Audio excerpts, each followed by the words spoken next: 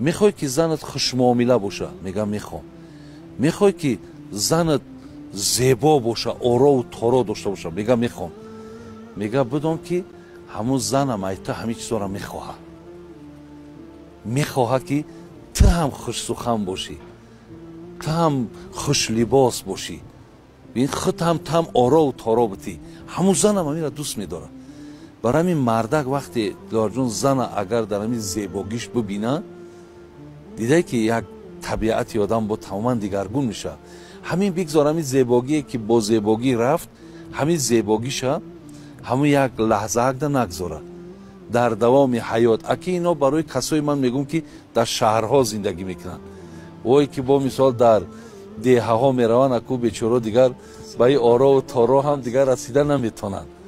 برای همین اگر همین زیباگیاشون در پیش شوهراشون دائمی باشد،